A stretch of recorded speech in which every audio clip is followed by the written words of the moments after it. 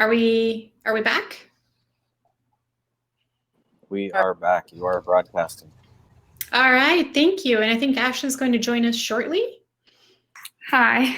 There she is. Hey, Ashley, thank you. And thanks, everybody. I hope you had fun in the breakouts. I certainly had fun in the breakout that I was sitting in, and there's so many fun questions that came out that I can't wait to ask our panel and put them in the hot seat. But before we do that, and please remember to have those questions handy and put them in the Q&A, and Ashley and I are going to be posing the questions to our panelists. And just as a heads up to the panelists, we're going to be specifically calling you out, so you're not, kind of, thrown out in the cold. Again, if there's anyone else that would like to add anything after the initial folks have mentioned any, responded to the question, please feel free to do that. Before we go into our panel discussion, though, we are really privileged to have Michael New join us today. So he is the Deputy Associate Administrator for Research in NASA Science Mission Directorate. And he's going to give us a few words about, this whole ocean world business and why it's just so darn cool to do some ocean world research across the solar system, including our own absolutely beautiful planet Earth. So without anything further, Michael, the stage is yours. No, thank you. Thank you, Laura. Thank you for inviting me to speak. I really appreciate it. It's been a bit of a while since I've been able to get into a conference and talk to people.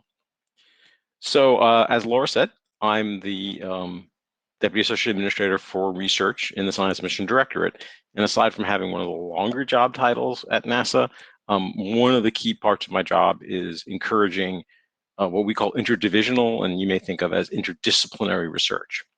So NASA science, you probably know, or I hope you know, is divided up right now into 5 big buckets. Astronomy and astrophysics is one. Heliophysics, which is basically solar and space physics, is another. Planetary science is a third. Biological and physical sciences in space is a fourth. And of course, earth sciences is the fifth. These are already kind of at their heart pretty interdisciplinary. But as time's gone by, of course, the problems that we're interested in always seem to be at the boundaries of whatever structure we create. And so things like ocean worlds, astrobiology in general, these cut across even NASA's fairly generous divisions. Ocean worlds has really, I think, been a major realization within NASA, and I'd like to think within planetary science. If you had asked people, 50 years ago, where were there oceans in the solar system, they'd say Earth, of course, and that would be it. Now we are pretty certain there are liquid water oceans underneath the ice at Titan, possibly at Triton. There's possibly a perched lake at the base of Enceladus. And there's evidence that there was once abundant water on the surface of Venus, of all places, and there's obvious geomorphic evidence for open water on the surface of Mars in the past. So effectively, the study of ocean worlds is the study of a lot of our solar system. And of course, with water comes life and the coevolution of life and the geology on which it lives. So meetings like this, discussions of how we can take the information we've learned from one part of the solar system and apply it to another part of the solar system is, I think, very important in our understanding of these big topics. So of course, the oceans on the Earth are the ones that are best studied. You guys know an awful lot about things, how they work, both physically, biologically, and chemically. Of course, there's a lot left to learn. But the amount we know about the oceans and the way they function on the Earth is a massive amount compared to how little we know about the oceans under places like Enceladus or Europa. NASA will be sending missions to some of these places in the near future, and so we hope to learn more. But Earth is always our touchstone. We're always going to be trying to understand how the ocean underneath the icy crust of Europa operates by comparing it to how we know oceans work on Earth, particularly oceans under ice. And so I think this is a really very fertile area for collaboration between communities that are already pretty interdisciplinary: oceanography, astrobiology, planetary science.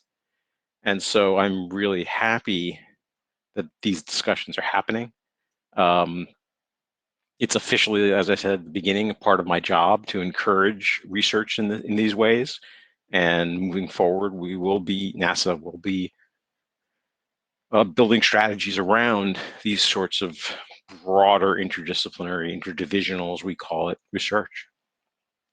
I was asked a question before about how can we responsibly study any potential ecosystems that live under ice-covered oceans or in the solar system. We consider that part of what's called planetary protection, and NASA has been worrying about contaminating other solar system bodies with terrestrial life and contaminating the Earth's biosphere if we were to bring back materials from anywhere else since the Apollo era.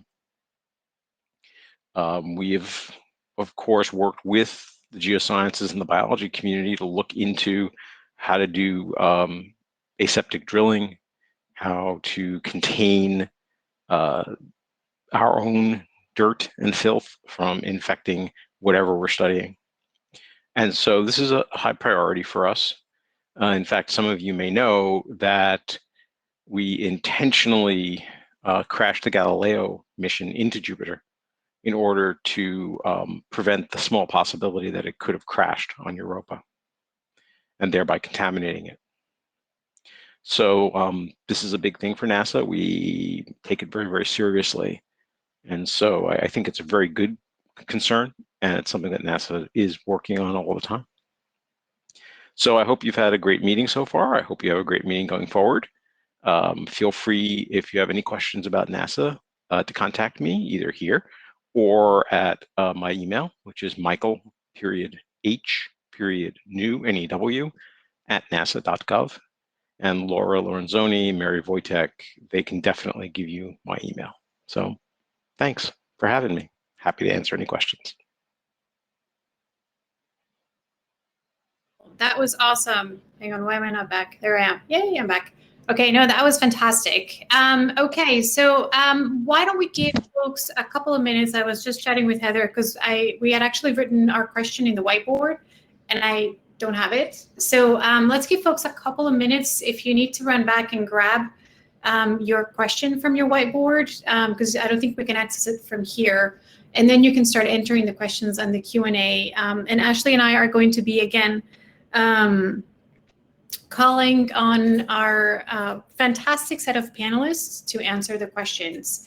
And so as we call your name, you're going to be brought up on stage. And what we ask is that I guess you unmute and have your camera on. Is that right, Mike and Heather? Correct, yes. Okay, awesome. All right, so we're going to give folks another minute so that they can grab their question. And I will kick it off with one of the questions that we got asked in the breakout that I was in. And then Ashley can take on the next one. Actually, I think we need to leave stage mode in order for people to be able to access their whiteboards. So we might have to go off stage and then come back on, if that's okay. I will do that right now. Here we go. Thank you, Mike.